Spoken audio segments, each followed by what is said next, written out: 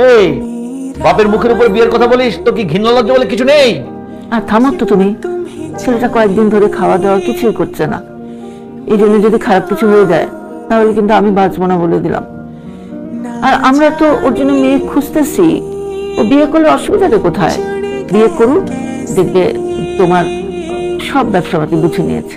আমি তোমার সব কথা মেনে নিলাম, কিন্তু তুমি যে মেয়েটাকে পছন্দ করেছো তার বাবাকে তোমার ছেলের কাছে মেয়েকে দেবে?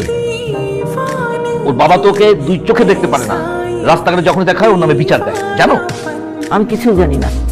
তুমি ওর বাবাকে যেভাবেই হোক রাজি করাবে। আর আমার ছেলের যদি খারাপ কিছু হয় না, আমি তোমাকে দায়ী করব, একদম কোনোদিন ক্ষমা করব না। হ্যালো, কে? হ্যালো অনিক ভাইয়া, আমি রাইসা। রাইসা? কোন রাইসা? যে রুশোর রুশোর ফ্রেন্ড রাইসা। জি বলেন। আসলে ভাইয়া একটা হেল্প করতে পারবেন? কি হেল্প করতে পারি? আমি না রুশোকে রিচ করতে পারছি না। আমি এখানে কিভাবে হেল্প করতে পারি? মানে ওই দিনের পর আমার মনে হয় আমাকে সব জায়গা থেকে ব্লক করে দিয়েছে। আপনি কি একটু কাইন্ডলি ওকে বলবেন আমাকে একটা কল দিতে প্লিজ? আপনার কি মনে হয় আমি রুশোকে ফোন করে বললে রুশো আপনাকে বাড়ি থেকে নিয়ে পালিয়ে যাবে? দেখেন, আপনি রুশোকে অনেক কষ্ট দিয়েছেন। রুশো ঠিক করছে ও আর এই জীবনে কাউকে পছন্দ করবে না, কারোর সাথে প্রেম করবে না। ও সরাসরি বিয়ের সিদ্ধান্ত নিয়েছে। আগামীকাল ওর বিয়ে। আমি ওর বিয়ে নিয়ে খুব ঝামেলায় আছি। আপনি রুশোকে চিন্তা ভুল করেছেন, এবং এমন ভুল করেছেন সেই ভুল শুধরানোর আর কোনো সুযোগ নেই। আপনি এক কাজ করুন, আপনি নিজের মতো করে বিয়েটা করে নিন, ঠিক আছে? ভালো থাকবেন। অনিক ভাই, হ্যালো। क्यों तुम्हें चाहे मेरा ना जाने जुड़ गया আসসালামু আলাইকুম। বসি? আচ্ছা, না আমি এখানে বসি।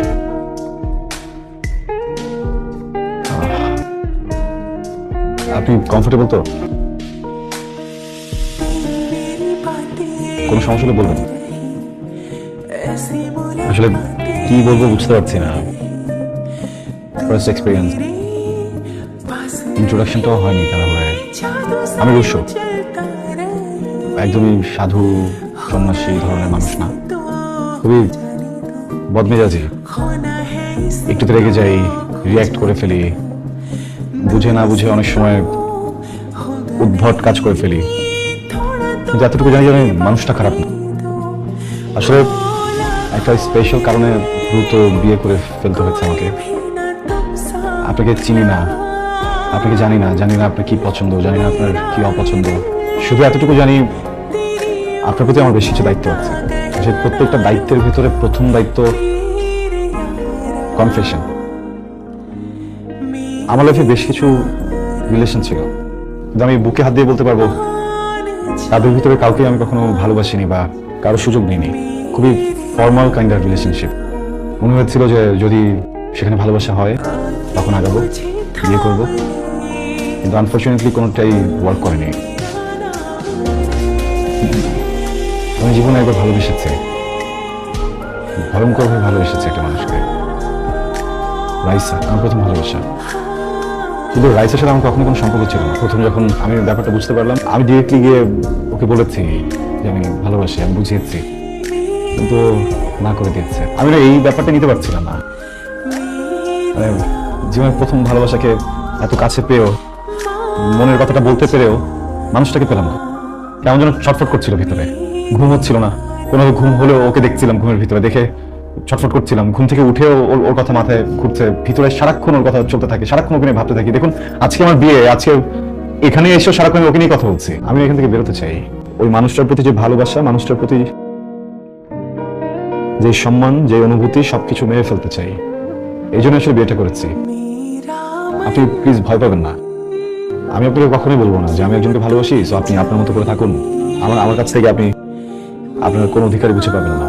এগুলো শুধু নাটকে হয়, সিনেমাতে হয়। আমি বিয়ে করেছি যেন আমি ওখান থেকে বের হয়ে আসতে পারি, যেন নতুন করে একটা জীবন গোছাতে পারি। সময় লাগবে, জানি না কতদিন, 1 মাস, 2 মাস, 6 মাস, 1 বছর, 5 বছর লাগতে পারে। আপনি কি পারবেন আমার সাথে থাকতে? আপনি কি পারবেন আমাকে ওই জায়গাটা থেকে বের করে আনতে? আরো আমি পাগল হয়ে যাবো। আমাকে একটু সাহায্য করুন না, আমি যেন আমার ভিতর থেকে রাইসাকে সরিয়ে ফেলতে পারি, রাইসার স্মৃতিগুলোকে মেরে ফেলতে পারি। Please please. এই ছিল তাহলে তোমার মনে